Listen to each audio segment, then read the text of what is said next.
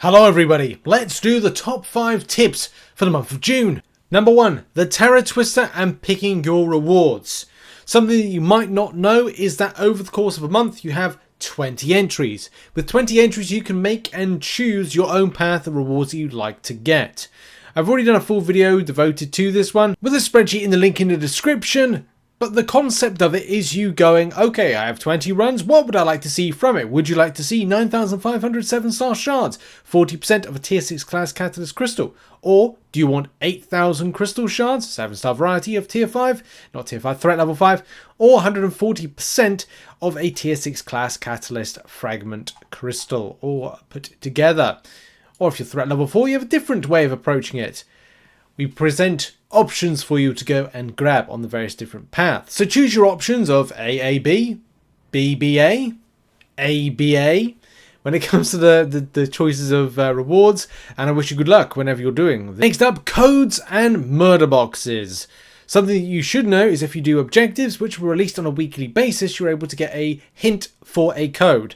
This code will then be put into your murder box at the end of the event. Why is it not now? Well, because not all the objectives have been released, therefore not all the hints have been released, and therefore you can't open the murder box.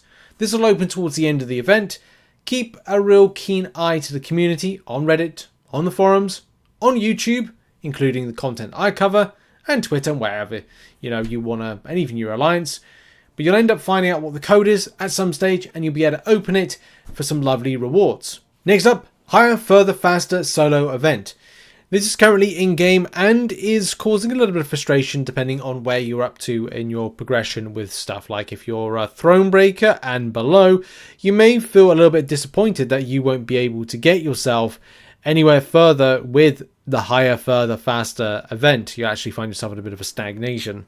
One thing you should remember, if you don't know already, is go to your store, go to your trader's outpost, and make sure on a monthly basis to pick up the volume of magnetron crystals to open in order to get yourself some way up the milestone ladder. The process of getting this can be found on screen. We don't know at the point of recording this video to the extent of how far you're able to go. You may be able to go further if you're Thronebreaker and below. However, we don't know if Alliance War Showcase is going to be open to all of you. We don't know if the objectives for Battlegrounds Season 19 are going to be for everybody. Yes, it does say Paragon and Valiant, but there could be more, especially with some crystals being open in spending deals, and maybe Kabam saying, hey, spend in order to get further, and that may be the thing. Incursion Challenge Sector, again, we don't know just yet if that's going to be open to everybody. It could be not. But at least we get an idea that there's some out there. So very much good luck to you with trying to get more of those magnetron crystals and opening them. Yes, you may reach a certain point where you have to spend in order to grab them. For those that are Paragon and Valiant, you have 4 grace crystals, so 4 grace points if you miss an event. It's pretty much nothing, but it's the equivalent of saying, oh, well, I've missed out on 4 of the 4 zones of the 10 zones of Incursion Challenge. Oh, I've missed 4 objectives of the getting 1 magnetron crystal per time, assuming that's how it's structured, of Battlegrounds Season 19. So there are, yes, grace ones, but it's not exactly brilliant if you get my drift with that one.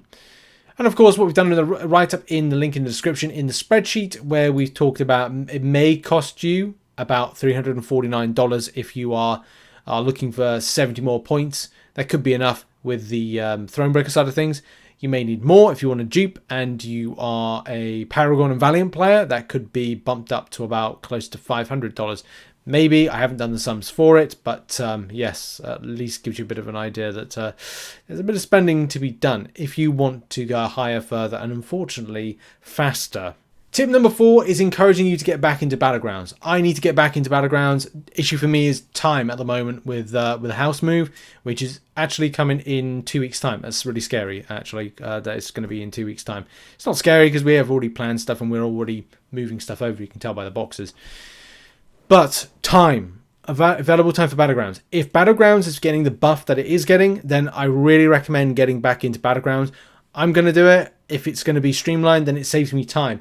The biggest thing I enjoy about Marvel Contest of Champions is when they make quality of life improvements to save time. Now, it needs to be tested. Doesn't mean to say that this is going to 100%, we know it's going to save time. But on the face of it, if you're winning and you're getting 2 medals, and if you're losing, you're getting 1 medal, at least you're making very gradual gains, and it will say you into Gladiator Circuit. This may even sort out those that complain about not having any opponents in Gladiator Circuit, because that's the problem. Not everybody's getting to Gladiator Circuit and stopping. But if you have more people up there, then it may encourage people to make more kind of like progress in the mode, just because they feel like they're getting in there. And that's the biggest thing. People are just trying to like deal with the bottleneck in Vibranium, and they're stopping. So hopefully it improves stuff. But I really say that this is a top tip because it gives an opportunity. Also top tip because you have to get that Deathless piece for Vision. So tips around this will be coming. Further tips will be like, who's going to be good for the meta. We always, obviously, every month do that. I'm looking forward to delivering that video next week. And yeah, so good luck with that. And Battlegrounds, even though this isn't really a tip, this basically is a tip to go, look, it's improved. It's been just progress is better. Go give it another go. I certainly will. I'll be trying to force myself to grab the time for it. But if it's if it flows time and it kind of like allows you to kind of get further with the mode, that's a massive W from me. Our final tip is last minute unit farming. One thing that I've struggled because of obviously house move is finding available time to get arena done and also get units. Now, from a grind perspective, you are very short on time. I do predict that on the, I think it's 28th of June, we'll see the July 4th deals or summer deals, which will run for 1 week and will finish on the 5th of July. That I think is going to be the case because it'd be very weird for the 4th of July, nothing to happen, and it will be on the 5th of July to the 12th of July. I just don't see it, but I do see it being the 28th of June. So if it's the 28th of June and it runs for 1 week, it means the event ends on the 5th of July. If it ends on the 5th of July, then you've got opportunity to farm units.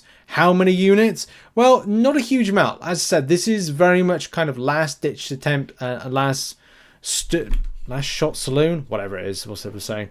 Solo events, you've got about 25, which break down to about 27 solo events between now and the 5th of July. Arena milestones, you can get 4,560 units. Yes, not all of you will be able to get that, but imagine you get 4K units just by doing the milestones from now going to kind of the 5th of July. Arena crystals pop up and get 1,000 units, possibly more. 500 units maybe from another type of event. The Kabam give out something for free. Maybe they do, maybe they don't. Estimate 6,735 units, maybe 6K units to round it down. Yes, that is possible. Yes, that could be helpful. You may be sitting on 12,000 units and want 6,000 more. Look, make those decisions if that's something that you want to do. Or do you want to save up for something else, like use those units for revives, for an event? Do what you feel is necessary, but at least it gives you some perspective of how many units you can grab between now and the end of July 4th deals. And also if it's going to be of worth or interest for you, especially if you're a non-spending player in the game, or even a spending to go like, okay, well, I can afford to get 3,000 units, or maybe you can afford to get 2 lots of that, 2 Odins, for example. But you're like, well, I need an extra 6,000 units. Well, you can farm it if you're willing to give the time to do that particular process. Anyway, that has been a video. Hope you enjoyed it. Those have been my top 5 tips of the month of June. Check out some other content located on screen. I'll see you all in the next video. Bye-bye for now.